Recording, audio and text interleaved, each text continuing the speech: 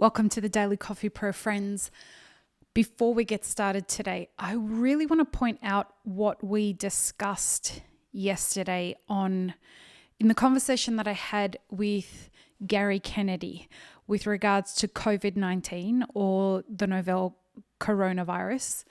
We had a discussion on the relationship between coffee cupping and the spread of coronavirus or COVID-19.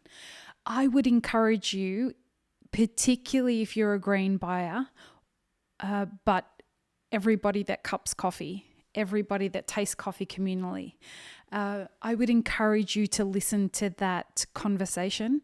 If you're not convinced, just head to our Instagram and just watch the 10 or 15 minute clip that we've put up. There are some concerns with regards to not only the current version of COVID-19, but more particularly, and this is why I mentioned green buyers, more particularly with its capability of mutating. And so I would encourage that if you are going to origin countries that have different kinds of bugs, whether they just different viruses that coronavirus can come in contact with, even if, as Gary explained, so every 10,000 incidences, we should start to see a mutation of the virus. And many of those times the virus will just die. The mutation will die. It won't be viable. But on the very rare occasion, if you have people going to different origins and mixing with bugs that are unusual. And he used the example of a situation whereby, let's say somebody was going to an origin country that had incidences of Ebola.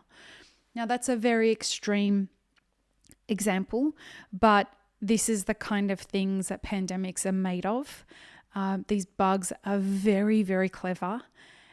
We spoke about an incidence of something called toxoplasmosis yesterday as well, where this particular virus attracts itself or gets into rats so that it can make the rats attracted to cats, which is where it thrives. And so the rat draws itself into cats so that cats will eat it and then get the virus into the cat. So look, viruses are very, very clever and they're looking for ways to proliferate. Now, this is not an alarmist thing. This is just one of those things of listen to the podcast, get yourself informed, learn what we spoke about with regards to food safety and cupping.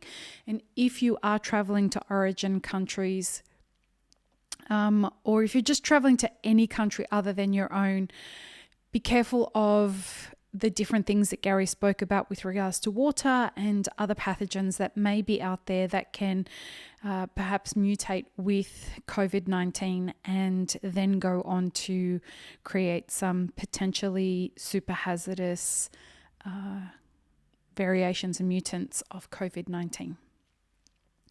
Now, on to our series on mentorship in the coffee industry. Today we're going to talk about this is episode 4 of 5, and today we're talking about the concept that not all mentors are created equal. This is something that I personally have experienced, and all people who welcome mentors into their life have experienced. I was very late to the idea of having mentors or mentorship relationships in my life. It's been about 10 years since I started having mentors. Before that, it was a cultural issue that prevented me from engaging in mentors.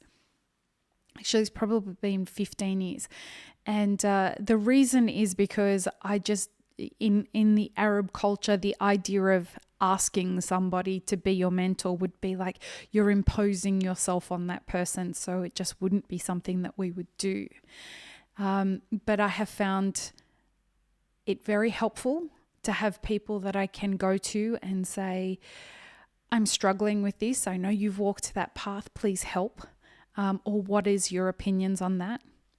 Through that process, though, of the last 15 years of engaging in formal mentorship relations as a mentee, as well as a mentor, but let's focus on the mentee, me being the mentee, I have noticed that I had to learn how to ask the right people to be my mentors. Now, when I say not all mentors are created equal, and I use the phrase, the right kind of mentor, I'm not saying better or worse. I'm not saying that people are more qualified or less qualified in general.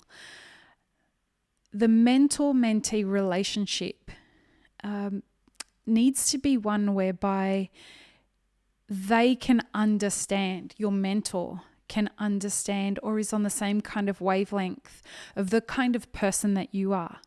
I'm a little bit crazy. And by crazy, I mean, I don't think like the general population does. I challenge lots of things and I'm happy to speak up when I don't agree with something. That's not the accepted status quo. And it sometimes gets me into trouble. So if I'm going to find a mentor that sits on the status quo, is somebody that doesn't challenge things, doesn't speak out, that person's going to find me annoying. That person's going to consider me a troublemaker. That person's going to want to always keep me in line. And so I'm not going to be a good mentee for that person, and they aren't going to be a good mentor for me. I'm also somebody as a mentee who works crazy hard. And I'm somebody who I hold myself to a really high standard. I had a mentor once who I thought was holding themselves to a really high standard, and it turned out that they weren't actually doing that once we started the mentor-mentee relationship. And it just became apparent very quickly that they were considering me to be rather self-righteous. And maybe I am, who knows, but I don't think that I am, nor does it matter whether I think that I am in a mentor-mentee relationship. They thought that I was.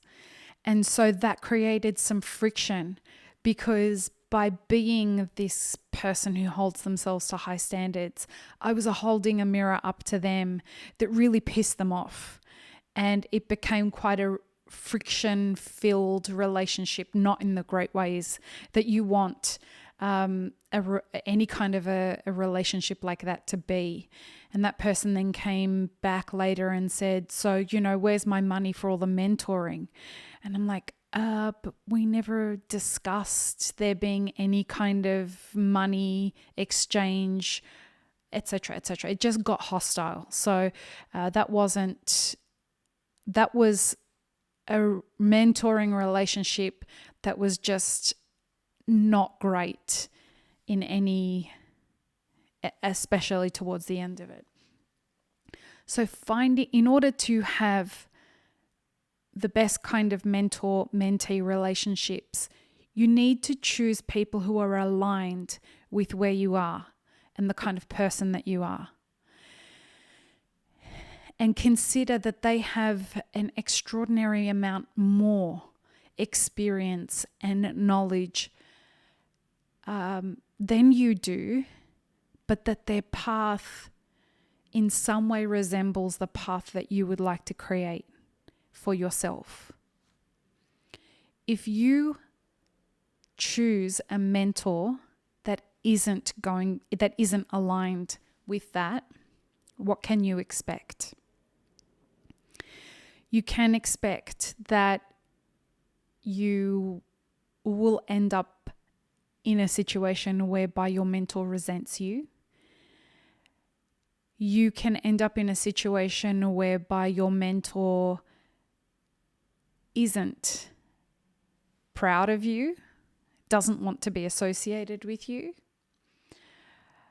You can end up in a situation whereby, and I've seen this happen to the point where Thankfully, it didn't happen with me, and has never happened with me. But I've seen mentors lose their shit so much at somebody that they would go out into the community and badmouth their mentee, simply because their mentee was now doing better than them.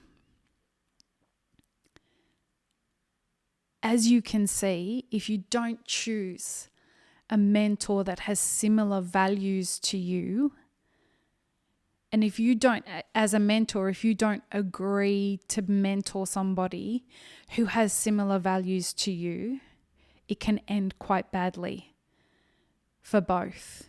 Now remember, this is a relationship that will follow you through your career, whether it is an engaged relationship or it sours and goes bad and you have to move around each other in the industry.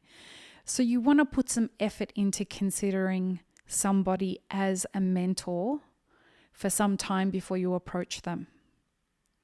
I will say that it is a huge honor to be asked to be a mentor, and most people will say yes when they're approached. I want to encourage people to take the time to consider who the right kinds of mentors are for them and what they intend to get out of the relationship and what they can give back to the relationship. It's important. It's really important to consider. I hope this has been helpful in helping you see the difference in why not all mentors are going to be right for you. Even perhaps just because you think that they're the right mentor, considering different things like the aligned values and the aligned paths that you are walking, one further ahead than the other. If you have any questions, go ahead and send them to us. Go to our website, mapitforward.org, and click on the Ask the Daily Coffee Pro button that you'll see at the top of the homepage. And please check out the episode of the Map It Forward podcast that was posted with Gary Kennedy regarding COVID-19, coronavirus, and get the word out about it. I just want as many people as possible to start being aware of what the exposures are, because we really don't know very much about the coronavirus yet, this version of the coronavirus yet. And it's important that we minimize the risk of spreading it, because it's not just what it is right now. Its potential to mutate into something that's much more threatening to the human race. Peace, love, and peanut butter, friends. Have an amazing rest of your day.